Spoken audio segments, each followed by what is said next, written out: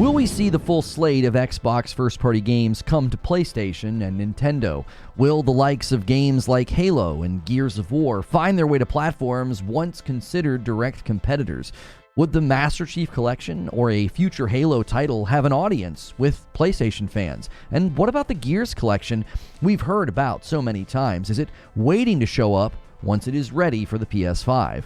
Well, rounds of news articles made it sound like an Xbox insider claimed everything was coming, and despite some pushback and qualifications, it's hard not to agree with some of the predictions. And the reason for that is that all the signs have been there. You don't even have to go back to the CFO remarks or Phil Spencer's remarks last year. Just this year alone, there have been numerous signs pointing to a ramp up from Xbox in the realm of third-party publishing.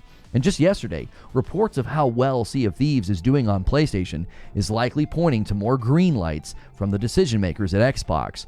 But what led to the recent remarks from an Xbox insider, and what brought Xbox and even long-standing Xbox loyalists to what feels like a point of no return? For many, the answer to this question was very simple. Never in a million years would Xbox start bringing first-party titles to PlayStation or Nintendo. In fact, late last year and early in 2024, that was exactly how folks reacted to the rumors that this sort of thing was going to happen. And it was honestly an understandable response. While many of us saw the changes as a logical outcome of doing a major acquisition like Activision, those most loyal to the brand thought they had just struck the Game Pass lottery. And to a certain extent, they still may feel that way. The future of what games will hit Game Pass could be a slow train that has yet to pick up speed. But while those who are very committed to the Xbox brand wait for the bigger Game Pass payouts, they are currently watching first-party games make the jump to other platforms. And more than that, they're hearing from Xbox insiders and those who are seemingly speaking for the brand in the past, well, they're now making predictions that paints a bleak picture. And even without insiders or personalities making predictions or claims, the signs have been here for a while. CFO remarks, Phil Spencer interviews, and the CEO of Microsoft, Satya Nadella. But just because we have had early signs that Xbox would make the jump with some of their titles, does that automatically mean that more games will? Well, you have to look at how the four made the jump before you can look at how successful they have been. Because many commentators read between the lines and they felt that Xbox was doing the first four as sort of a test run. And at one level, that is probably correct. But given how early the work began to bring Sea of Thieves over, as an example, it's unlikely that other developers are simply waiting in the wings. And the confirmation about the four games was likely just the beginning of more games making the jump, which has many eyeing the Xbox showcase this summer with a raised eyebrow. I think the way that Xbox announced the four games coming to PlayStation and Nintendo still hasn't truly landed on the community, to the point that I've been recently encouraging folks to go back and watch that podcast, because in hindsight, I felt the whole thing was disrespectful to the Xbox loyal. It was couched in a way that successfully misled many of them, and I know this because of how many still quickly run to Twitter and comment sections to claim that no more games are coming, it's just these four, and Phil Spencer said Starfield will never come. So ultimately, there are two ways to view the confirmation from Xbox on the podcast with Phil Spencer, Sarah Bond, and Matt Booty. One side saw it as comforting and rumor squashing. It's just these four games, everybody relax. But the other way of viewing it was, you don't get the three big Xbox heads together for a podcast to say just these four. Especially when the interviews after indicated everything is on the table, including Indiana Jones and Starfield, followed by internal emails that stressed every screen was an Xbox. And the reason it's important to remember how this was all confirmed is because it will likely be the last time Xbox as a brand speaks so directly to the Xbox fan base. Given the success of older or smaller first-party titles on the PlayStation platform, many feel that Xbox is going to shift to talking more to the gaming public and less to the Xbox fans. As the PC and the PlayStation audience, even the Nintendo audience, they're just too big to ignore. But have the games been successful enough to warrant moving the whole slate of Xbox first party over to the other side?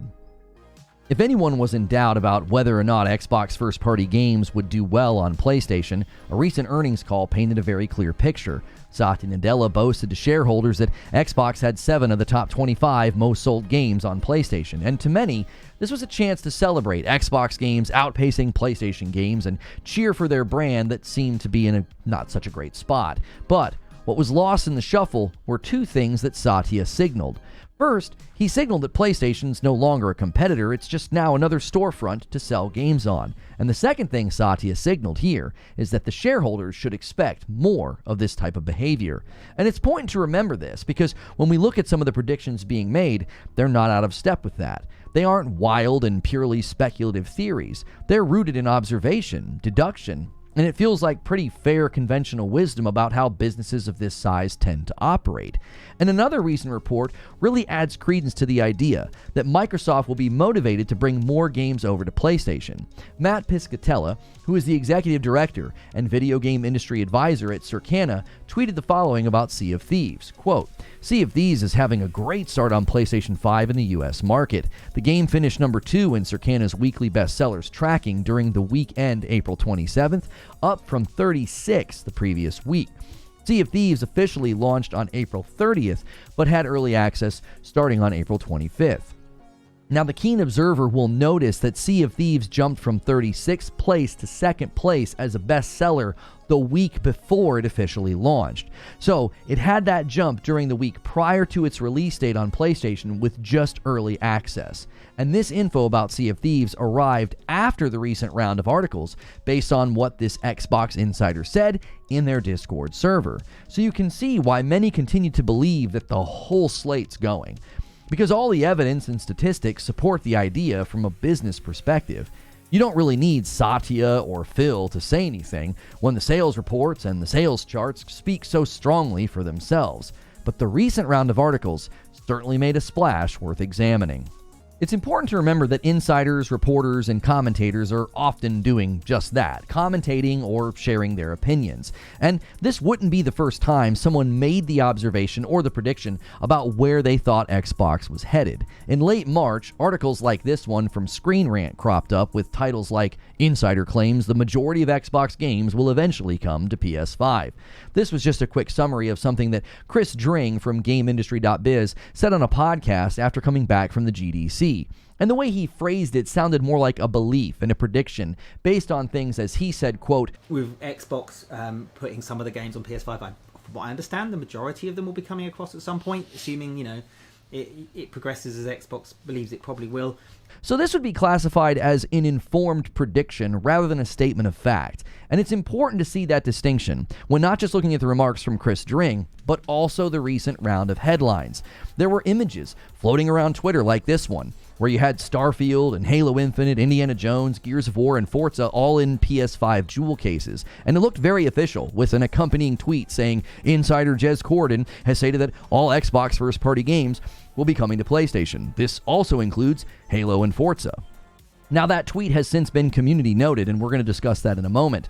And there were articles like this one from WCCF Tech stating Xbox to go full multi-platform with Halo and Forza on PlayStation, says Corden.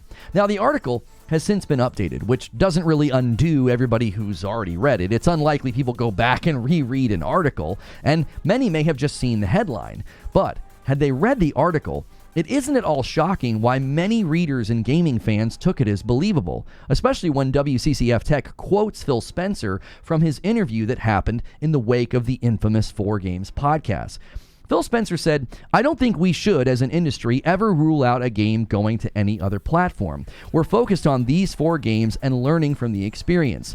I don't want to create a false expectation on those other platforms that this is somehow the first 4 to get over the dam, and then the dam's going to open and everything else is coming. That's not the plan today."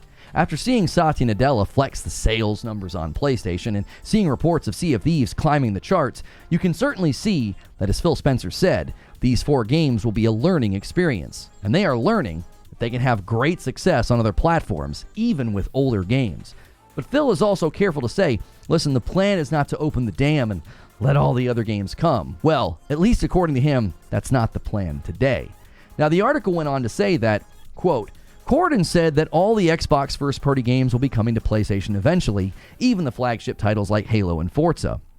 He also discussed the future of the ecosystem as more Steam-like in the future, with the ability to sideload PC stores like Steam itself. Microsoft had recently suggested as much.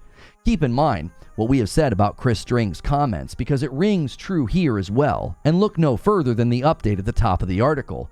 Here it is. Updated. Jez Corden has since clarified it was just his opinion on Xbox's strategy rather than a report from inside sources. But the idea got quick traction with the public. It was very quickly picked up. Well, why? Well, as we looked back at early signs, early comments, confirmation about what was happening with select titles, and then the subsequent undeniable success of those titles on rival platforms, why would Xbox not move everything? But still, this should be stated that Jez Corden was simply saying what he thought would happen, and not some claim of insider information or a leak. However, his opinion holds weight, given that it's an informed one and not just somebody shooting from the hip. And truth be told, I agree with him. For starters, I see no reason for bigger titles and long-standing franchises to not make the jump, especially with things like the Master Chief Collection and the rumored Gears Collection. I've even theorized that the reason we keep hearing about the Gears Collection every year, but it never showed up, was because this plan was put in place to take titles to other platforms. That was happening a while ago. That plan was put in place not in recent months, but in previous months. And that means the collection is currently likely being prepared for the PS5. At least that's my theory. I also didn't find the prediction about the next Xbox piece of hardware to be more like a PC with the ability to sideload PC stores like Steam. I didn't think that was very outlandish.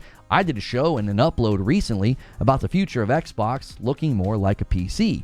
And very similar to the predictions about more titles making the jump, more and more outlets and commentators are in agreement that the future of Xbox hardware is not going to be just another console.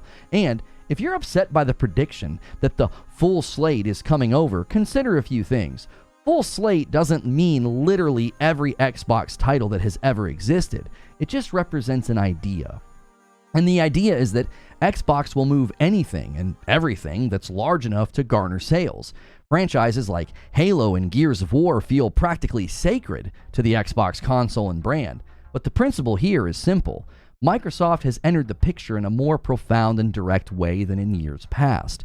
I believe the shift into such a large acquisition strategy with Activision really changed the level of involvement that Microsoft has had.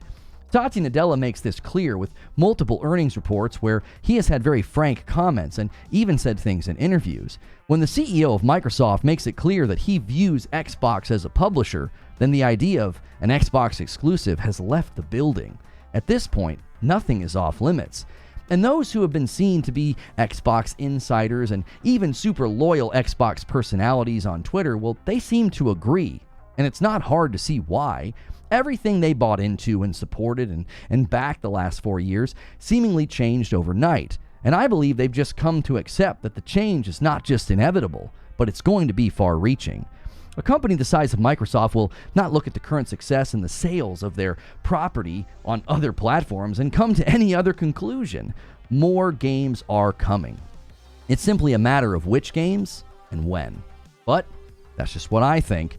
Now it's time to hear what you think. And you can do that in a comment below. I try to respond to as many as I can, but we also put a card here and redirect over into a live discussion. There'll also be a pinned comment below to the live discussion. Would love to hear what you think. Head on over. But before you do that, hit the like button, hit the share button, and subscribe.